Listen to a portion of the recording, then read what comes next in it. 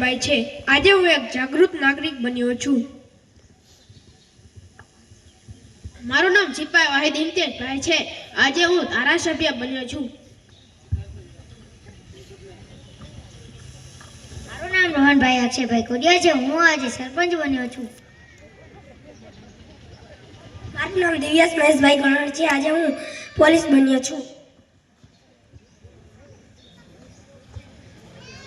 મારું નામ નિખિલ રાજેશભાઈ ધરીજીયા છે। હું આજે સિક્યુરિટી ગાર્ડ બન્યો છું।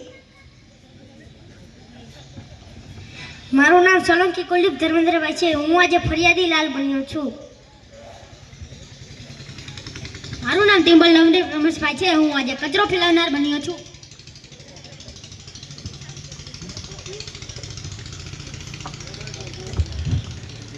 ચાલો ધારાસભ્ય સાહેબ, તમે કહેતા હતા કે તમારા સુરેન્દ્રનગર જિલ્લાનું એક ભદ્રેશી ગામ છે, તે ખૂબ જ સુંદર અને ધાર્મિક છે। તો ચાલો આપણે તે ગામની મુલાકાત લઈએ। ચાલો તે આપણે તે ગામની મુલાકાતે જઈએ।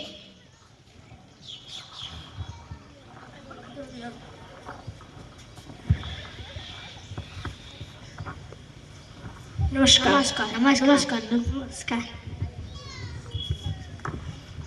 સરકારી અધિકારી સાહેબ, અમારા ગામના સરપંચ અને સરકાર કોઈ સફાઈ નથી કરતો। અમારા ગામના લોકો બધા કચરો ફેલાવે છે અને સરકાર તમને મોટા મોટા સરકારી અધિકારી સાહેબ બનાવે તોય તમે પણ કચરો સાફ નથી કરતા। તો તમે જ કંઈક કરો ને। તેવી કઈ જગ્યા છે જ્યાં આટલો બધો કચરો છે, ત્યાં મને લઈ જશો? હા, તો ચાલો તે જગ્યાએ આપણે જઈએ।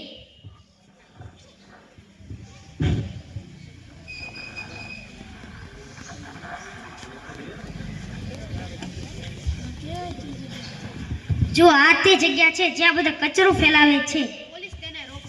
ઉભા રહો ભાઈ।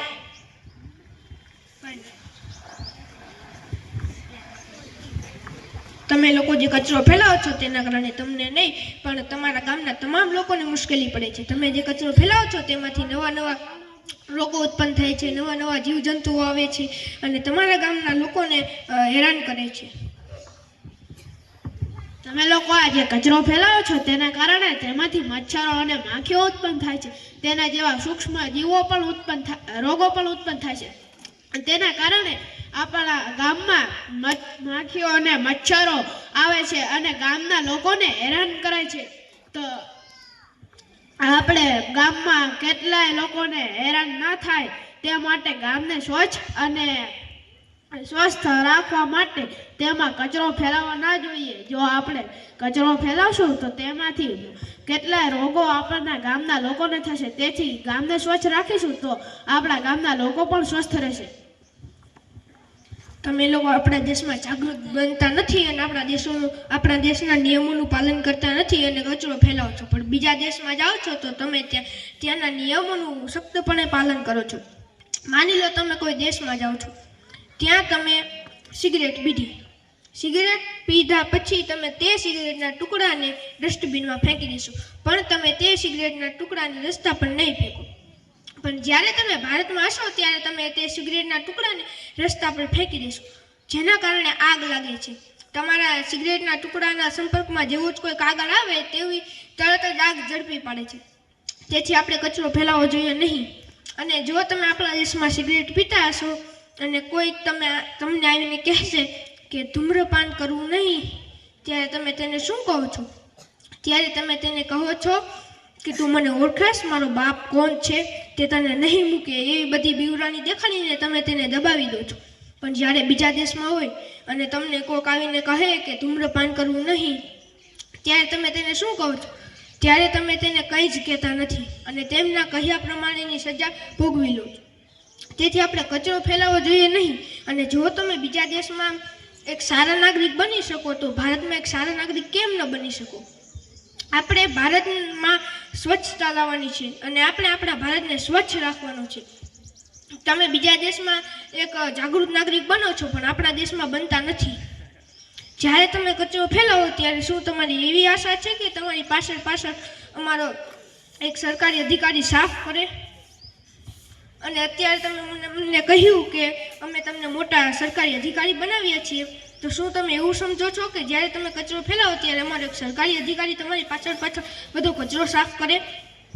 આપણે કચરો ફેલાવવો ન જોઈએ અને ફેલાવા દેવો પણ ન જોઈએ. જો આપણે આપણા ગામને સ્વચ્છ રાખીશું તો આજુબાજુના ગામવાળા આપણી પાસેથી શીખશે અને તે પણ પોતાનું ગામ સ્વચ્છ કરશે. એવી જ રીતે જિલ્લો સ્વચ્છ થશે અને એક જિલ્લો સ્વચ્છ થશે તો બીજા જિલ્લા આપણી પાસેથી શીખશે અને આપણું આખું રાજ્ય સ્વચ્છ થશે. એવી જ રીતે બીજા રાજ્યો પણ સ્વચ્છ પોતાનું રાજ્ય રાખશે તેથી આપણો આખો દેશ સ્વચ્છ રહેશે. જો આપણો દેશ સ્વચ્છ હશે તો આપણો દેશ પણ સ્વચ્છ હશે અને દેશના નાગરિકો પણ સ્વસ્થ રહેશે.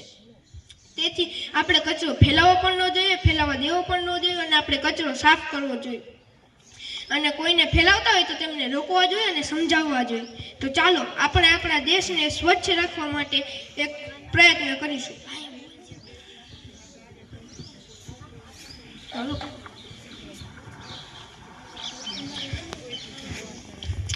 આજે હું શપથ લઉં છું કે ભારતનો એક જાગૃત નાગરિક બનીને હું મારા ભારતને સ્વચ્છ રાખીશ. ભારત માતા કી જય.